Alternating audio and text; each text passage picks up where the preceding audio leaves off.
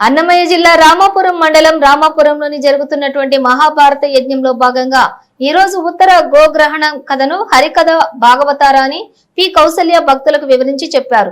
అర్జునుడు బృహన్నల వేషధారణలోని ఉత్తర కుమారుడు ఆవులను మళ్లించే కార్యక్రమం కళ్లకు కట్టినట్లుగా డ్రామా రూపంలో కూడా చూపించారు. ఈ కార్యక్రమాన్ని తిలకించడానికి భక్తులు అధిక సంఖ్యలో పాల్గొన్నారు. ఈ కార్యక్రమంలోని ధర్మకర్త మాజీ market committee chairman Ramesh Reddy, ML Venkataramireddy, Ayodhyapuram Chinreddy, Bhavanam Venkataramireddy, మాజీ ఎంపీటీసీ మదరేవుల రవికుమార్ రెడ్డి, కర్ణపు రామ్మోహన్ రెడ్డి, ముమ్మసాని రాజగోపాల్ రెడ్డి, దామోదర నాయుడు, కర్ణపు యోగాంజనేయులు రెడ్డి, ఎన్ గంగిరెడ్డి పాల్గొన్నారు. ఈ కార్యక్రమంలో అన్నదాన కార్యక్రమాన్ని కీర్తిశేషులు నందలూరి రామానుజన్ రెడ్డి జ్ఞాపకార్థం వారి కుమారులు నందలూరి భోసన్ రెడ్డి, ఓబుల్ రెడ్డి వారి పల్లెలో నిర్వహించారు.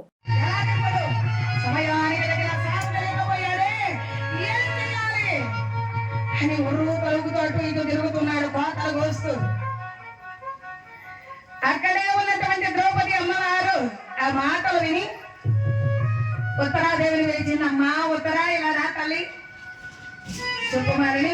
ఏమిటో చెప్పుమాలిని. ఏం లేదమ్మా, మీ అన్నయ్య ఉత్తర కుమారుడు ఏదో బాధపడుతున్నట్టున్నాడు. ఏమీ లేదమ్మా,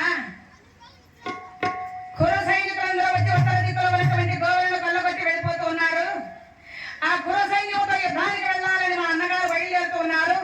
అయితే సమయానికి తగిన సారథి లేడు. అందరూ కూడా దక్షిణ దిక్కులో యుద్ధానికి బయలుదేరి వెళ్ళిపోయారు. ఇప్పుడు సారథి లేదని మా అన్నగారు బాధపడుతున్నారు మాలిని. అవునా తల్లి?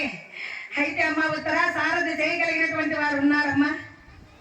మాలిని, ఏమిటి మీరు అంటున్నది? అందరూ కూడా దక్షిణ దిక్కుకు మరి యుద్ధానికి బయలుదేరి వెళ్ళిపోయారు కదా, ఎవరున్నారు ఇక సారథ్యం చేయగలిగిన వారు? మా ఉత్తర నర్తనశాలలో వింటూ మీకు చక్కగా సంగీతము నాట్యము నేర్పుతున్నారే మీ గురువు గారు బృహన్నల గారు, చక్కగా సారథ్యం చేస్తారు తల్లి. ఏమిటి మీరు అంటున్నది? అవునమ్మా, కాండవ దహన సమయంలో అర్జునుల వారికి సారథ్యం చేశారు ఈ బృహన్నల గారు. నేను ద్రౌపది అమ్మవారి దగ్గర ఉన్నప్పుడు ఈ బృహన్నల గారు కూడా అక్కడ ఉండేవారు. అందువల్ల ఆయన గురించి నాకు బాగా తెలుసు. బృహన్నల గారు చక్కగా సారథ్యం చేస్తారమ్మా, వెళ్ళి మీ అన్నగారికి ఈ విషయం చెప్పు అన్నది. అలాగే మారేని మంచి మాట చెప్పావు అని తిన్నగా బయలుదేరి, అన్నయ్య అన్నయ్య మీరేదో బాధపడుతున్నట్టున్నారు. సారథి లేదనే కదా బాధపడుతున్నారు అన్నయ్య. అన్నయ్య ఉన్నారన్నయ్య, సారథి ఉన్నారన్నయ్య.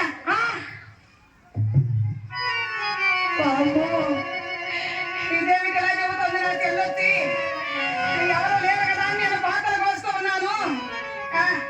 మా చెల్లయ్య వచ్చి ఎలా చెబుతుంది ఏమిటి ఉన్నారని అని మనసులో అనుకుని, చెల్లి ఉత్తరా ఎవరే ఎవరమ్మా ఎవరున్నారు సారథ్యం చేయగలిగిన వారు? అందరూ కూడా దక్షిణ దిక్కుకు వెళ్ళిపోయారు కదా యుద్ధానికి. మళ్ళీ ఇంకెవరున్నారు ఇక్కడ సారథ్యం చేయడానికి? నాకు సారథ్యం చేసే వీరుడు ఎవరున్నారు? అదే అన్నయ్య, నర్తనశాలలో ఉంటూ మాకు సంగీతము నాట్యము నేర్పుతూ ఉన్నారే బృహన్నల గారు అనగానే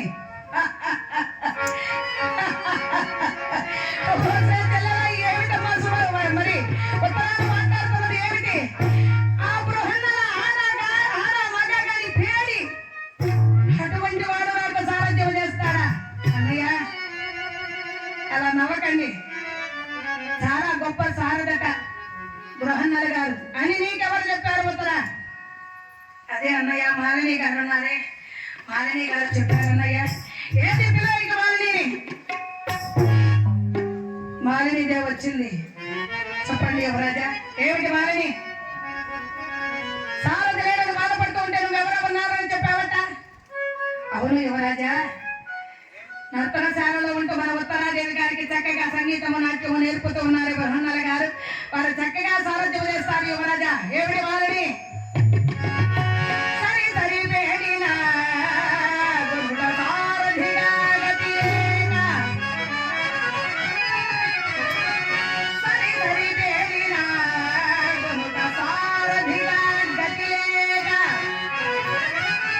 వింటి పట్టెను గడు సుందయేని అతడెన్నడు వీణయ పట్టెగా.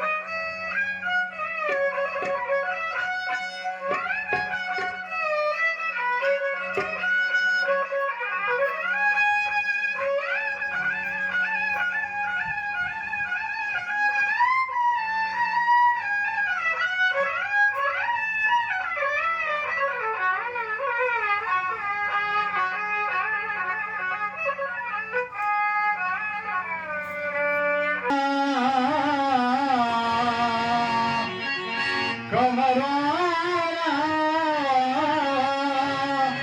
కరుణమాలినారా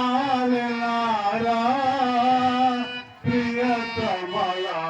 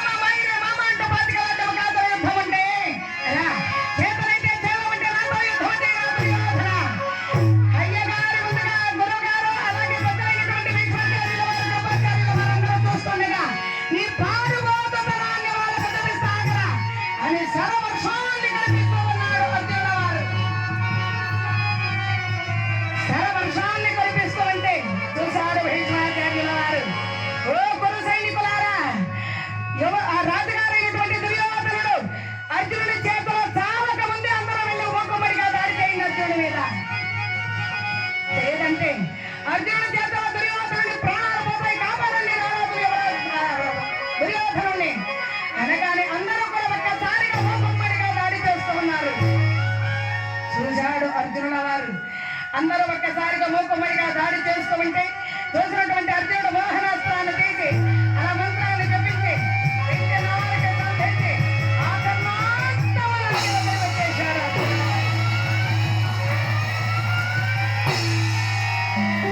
మోహనాస్త్రాన్ని ప్రయోగించగానే ఎక్కడి వారు అక్కడే మూర్ఛితులైపోయారు. రథాలపైన ఉన్నవారు రథాలపైనే, ఏనుగుల మీద ఉన్నవారు ఏనుగుల మీదనే, గుర్రాల మీద ఉన్నవారు గుర్రాల మీదనే, భూమి మీద ఉన్నవారు భూమి మీదనే, ఎక్కడ వారు అక్కడే మూర్ఛితులైపోయారు.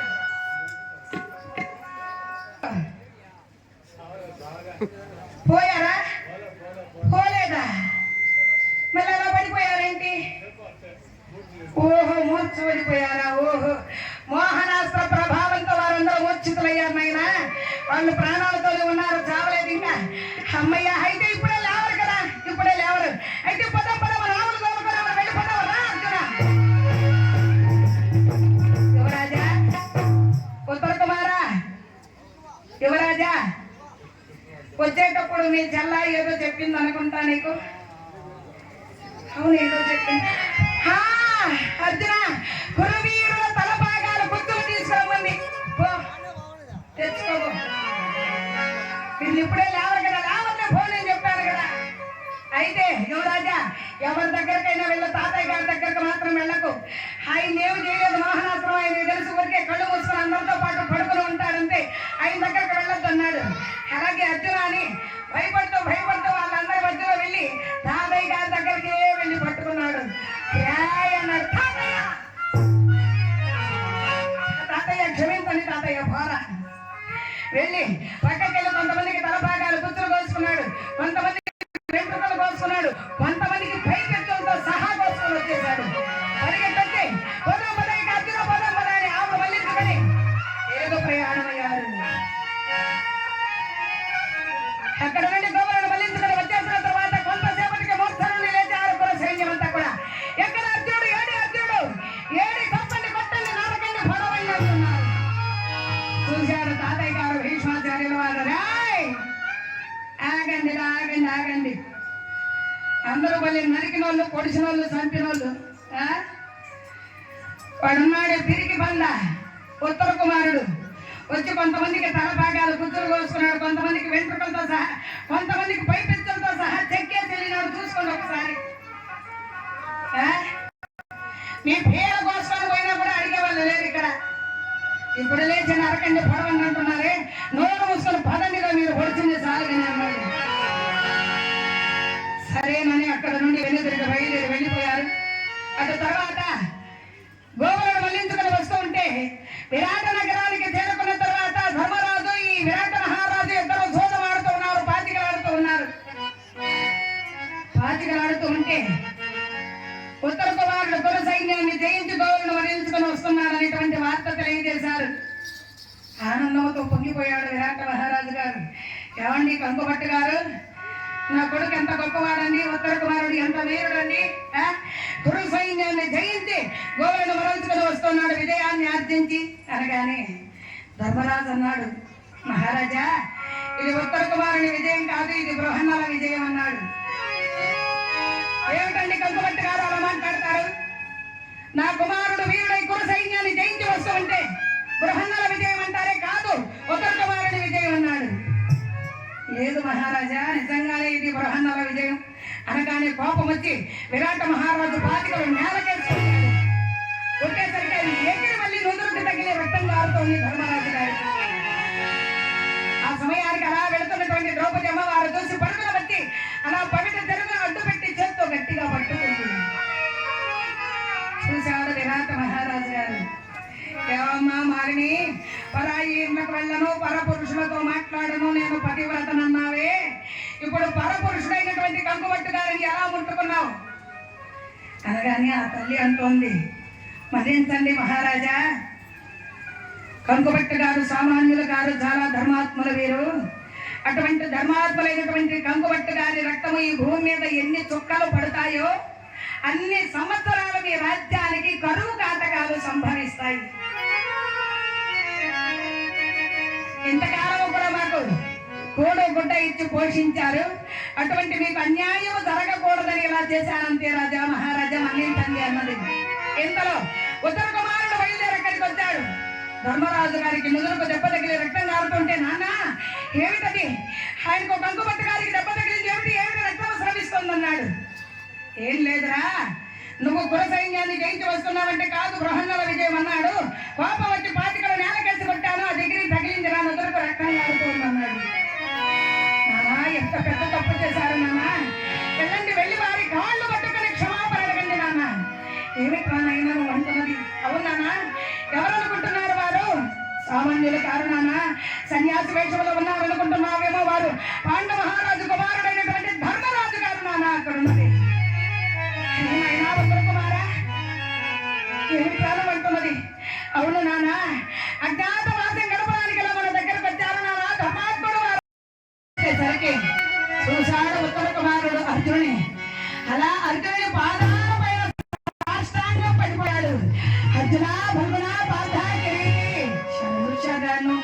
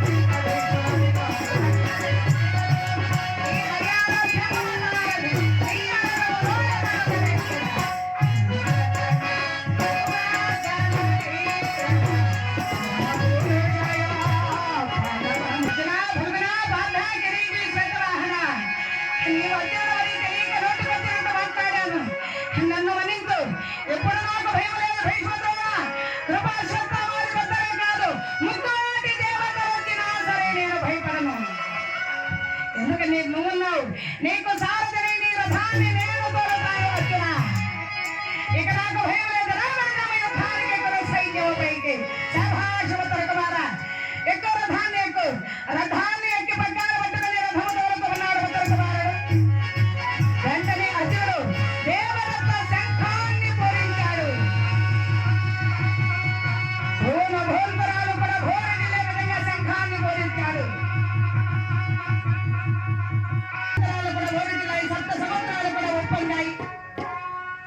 ఆ సంకల్పని విన్నాడు ద్రోణాచార్యుల వారు, కురు సైన్యంలో ఉన్న ద్రోణాచార్యుల వారు.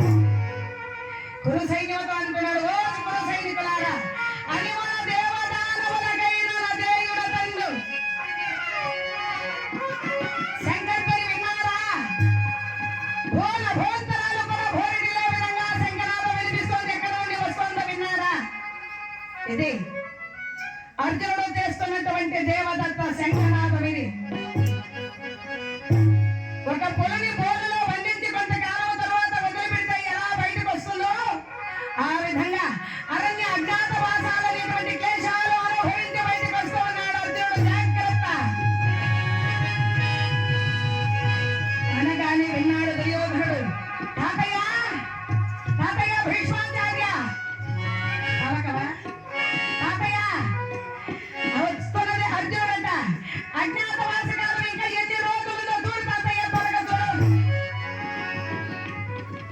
భీష్మాచార్యుల వారు చూచి నాయన దుర్యోధన అజ్ఞాతవాసం పూర్తయిపోయి 3 రోజులు అయిపోయిందిరా తాతయ్య సరిగ్గా జాగ్రత్తగా చూడు తాతయ్య లేదు నాయన అధిక మాసంతో కూడా కలిపి 3 రోజులు అయిపోయింది అజ్ఞాతవాసం అయిపోయి అనగానే ద్రోణాచార్యుల వారు అన్నారు ఓ గురు సైనికులారా వస్తున్నటువంటి వాడు సామాన్యుడు కాడు వీరుడు సూర్యుడు పరాక్రమవంతుడు కిలాస్త్ర ధురంధరుడు ఆ వస్తున్నటువంటి అర్జునుడు ఆయుధము చేత ధరించిన వారందరికీ కూడా కాస్త కాస్త వడ్డించడానికి వస్తున్నాడు తస్మాత్ జాగ్రత్త అనగానే ఆ మాటలు విన్నాడు కర్ణుడు చూసావా మిత్రమా దుర్యోధన ఈ పాపనయ్యలందరూ కూడా పాండవ పక్షపాతులు ఏం మాట్లాడుతున్నాడు గురువు గారు విన్నావు కదా వచ్చేటువంటి వాడు వీరుడట సూర్యుడట పరాక్రమవంతుడట వచ్చి చేతిలో ఆయుధం పట్టుకున్న వారందరికీ కూడా కాస్త కాస్త వడ్డించి వెళ్తాడంట ఈ పాపనయ్యల సహాయాన్ని కోరకయ్య ఈ పాపనయ్యలతో నీకు అవసరం లేదు మిత్రమా దుర్యోధన నేనున్నాను నేను జయిస్తాను అర్జునుని నువ్వేం భయపడకు ఈ పాపనయ్యలతో నీకు అవసరం లేదన్నాడు అనగానే ఆ మాటలు విన్నాడు అశ్వత్థామ రాయ్ కర్ణ ఏం మాట్లాడుతున్నావు పాండవ పక్షపాతులు ఈ పాపనయ్యలు కూడా మాట్లాడుతున్నావా వారితో నీకేం పని నేను జయిస్తాను అర్జునుని అంటున్నావు చేతరు మార్పుడా ఏనాడు జయించావు నువ్వు అర్జునుని ఏనాడు అర్జునుని నేను జయిస్తానని కోతలకు వస్తున్నావా ఏనాడు జయించావు అర్జునుని నువ్వు ద్రౌపదీదేవి స్వయంవరంలో నువ్వు అర్జునుని జయించగలిగావా పోనీ ఘోషయాత్ర రోజు ఈ అర్జునుడే కదా వచ్చి ప్రాణభిక్ష పెట్టాడు దుర్యోధనునికి ఆ రోజు ఏం చేస్తున్నావు అప్పుడేమైంది నీ పరాక్రమం అప్పుడు లేవా నీకు శౌర్యమో ధైర్యమో పరాక్రమమో అప్పుడు లేదా ఇప్పుడు పాపనయ్యల సహాయం నీకు అవసరం లేదు అర్జునుడిని నేను జయిస్తానని మాట్లాడుతున్నావు నార్మై అని ఆ అశ్వత్థామ కర్ణుని అంటున్నాడు చూశాడు దుర్యోధనుడు మిత్రమా ఏమిటయ్యా ఇది వచ్చేటువంటి శత్రువుని ఏ విధంగా ఎదుర్కోవాలో మనము ఆలోచించాలి కానీ మనలో మనమే ఇలా మరి గొడవలు పడుతూ ఉంటూ వచ్చేటువంటి శత్రువుకు లోకమైపోతాం అంటూ ఉండగా అర్జునుడు చక్కగా ఉత్తర కుమార అదిగో పెద్దలు ఉన్నటువంటి అమృత రథాన్ని పోని అని భీష్మ ద్రోణ కృప అశ్వత్థామ దుర్యోధన దుశ్శాసన కర్ణ వీరందరినీ కూడా పరిచయం చేశాడు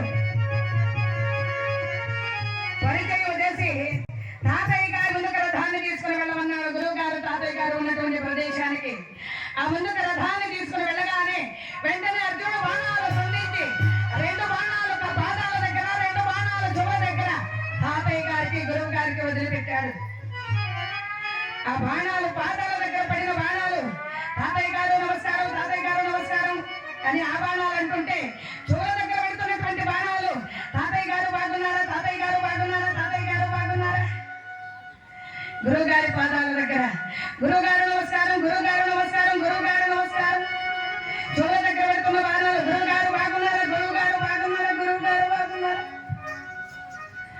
ఆనందపడిపోయాడు ద్రోణాచార్యుల వారు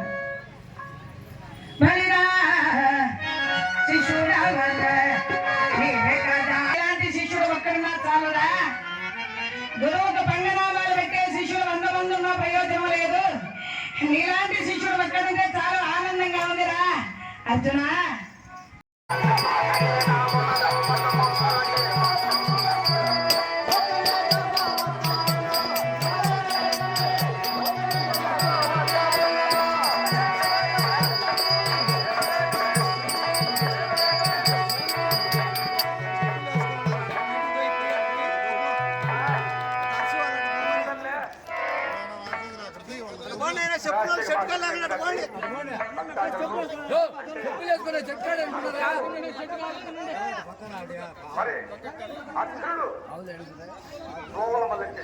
అక్కడ కాదు ఇక్కడ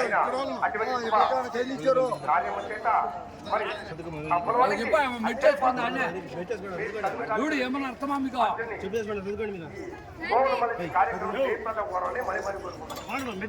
దేవుడు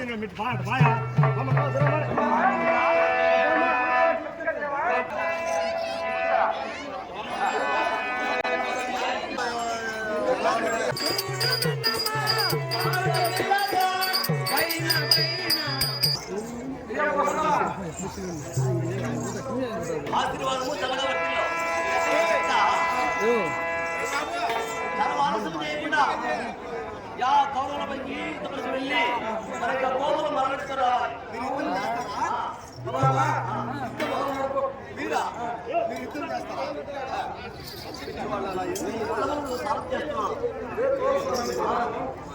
అయ్యా కుమారా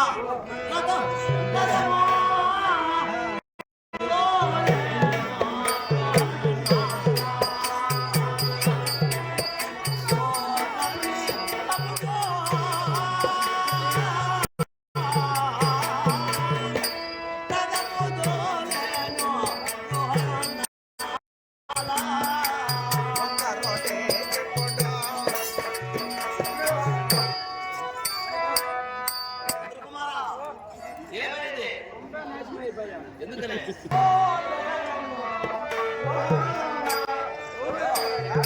ఈ విరాటపురమున జన సంచారం ఎక్కువ ఉన్నది కనుక